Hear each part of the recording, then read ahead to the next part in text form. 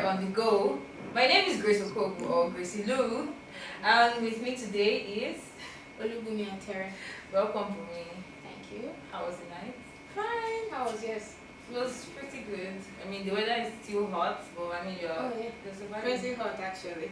So Bunmi, would you mind telling us what you have today on the news? Okay, it's something quite disheartening because we have a president of the Philippines, Rodrigo Duterte, made a misogynistic comment, and I think he could cover it. Yeah. So on February 7th, that was about last week. Yeah.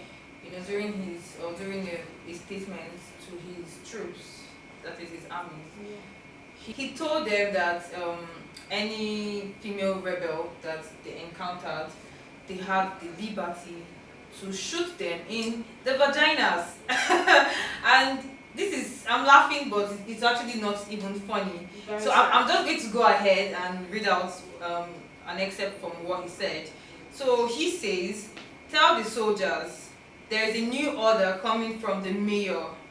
We won't kill you, we will just shoot your vagina." And then he continues to say, if there is no vagina, it will be useless.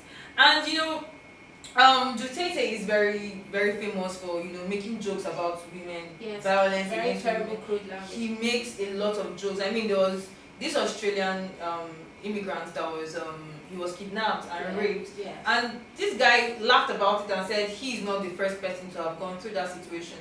There was a particular one where he was saying the mayor should have been the first person, meaning he was the mayor, so he could have been the first person to go at that person. Yeah. I mean, rape a human being, and I think he has been popular for all those terrible things. True. And he actually, even though the Philippines favor him, given that he's waging a war on drugs, but regardless, most of the measures that he has been taking is such a terrible way of making a change.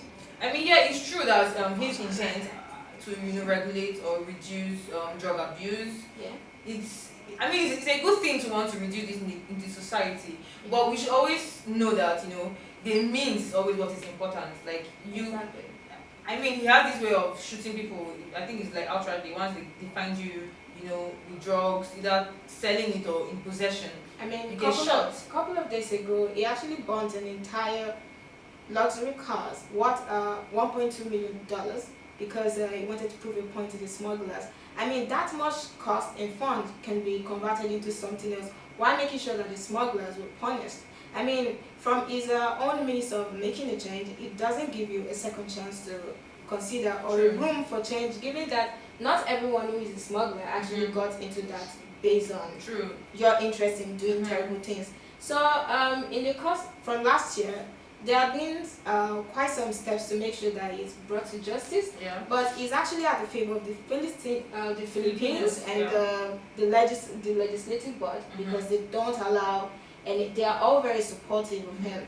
Though the ICC has been on this case, and we're wondering why have they not gone far. And I think the only thing deterring this is the interest of the Philippines favoring the president. Yeah, and this actually calls for drastic measures to be carried out. I mean, if a president, and when you are head of something, or like a particular community or society, people look up to you as some form of figure or some form of idol, and even if you are doing anything intentionally or unintentionally, you influence people's ways of thinking. And so imagine a head of state coming out to say that these rebels can shoot women in the vaginas because they are trying to make feminist proclamations or statements. It's very demeaning. Yeah, and it reduces a woman to a piece of exactly. pussy. Exactly. And apart from demeaning women, doesn't it give room for sexual assault, Yes, it does give room for sexual violence, and this is breaking the law of international humanitarian rights. True. Which is terrible. Very, very terrible. And even as we're looking at this, I'm actually wondering, this is just a personal thought, wouldn't it be okay for international help or international intervention, seeing as it's fine that they actually adore him and the majority like him, but couldn't they be doing that because they are in the shadow or because they are in a box and they are not exposed? Wouldn't they need intervention? What do you think about that? Yeah, though Gary Alejimo, one of the guys who had tried to bring Rodrigo to justice, had submitted evidences to make sure that the International Crime Court was able to get this guy arrested. But like we said before, they had the support of the Philippines and the legislative board. So I think this has been deterring the process. But I would like that they double up the processes and put this and try to bring him to justice. And at the same time, the board, the humanitarian rights board, the international board in charge of this should look into this and make sure that the women are not being prosecuted unnecessarily. Because this means that he's giving a urge to someone who is not even a police or a soldier to just go anywhere and do something. It means there is nobody standing for the women. If you feel that a woman is being too feminist with her thoughts, exactly. you can have the right, or you can have the liberty to some extent to just shoot her or to violate her, and that is actually unacceptable. And in addition to what you said, I mean, international feminist bodies like the International Alliance of Women, Feminist Majority Foundation, National Association for Women, they could come. I think they could come together, to help the women from or of Philippines, because this is.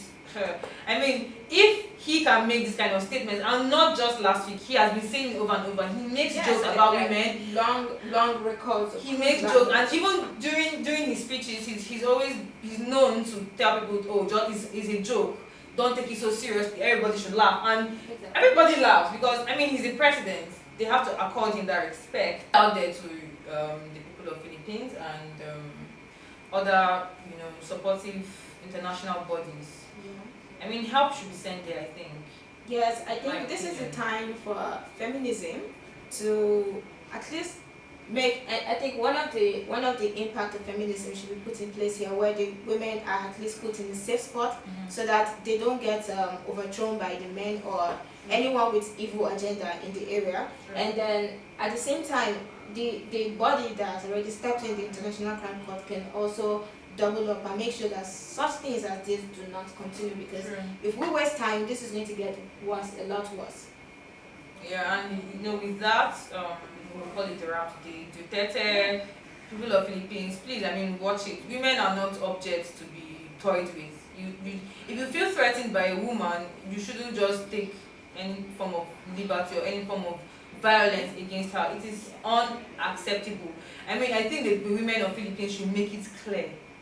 This is unacceptable. You cannot bring us down to or objectify us just to our genitals. Yes, exactly. It's unacceptable. That will not be accepted. And I think if you're a Philippine and you have a message you want to get out, it is nice to look for a means to get it out. And make sure that this all comes to a solution. Yeah, and that the world hears it. Yeah. Thank you. And on that note, we'll round up today's edition of Amoré On The Go. Do not forget to follow us up on our website, www.amore.ng, our YouTube and Facebook pages, Amoré Nigeria, and our Twitter and Instagram handles @Amoré_Nigeria. From Bunmi and I, have a lovely day. Bye-bye.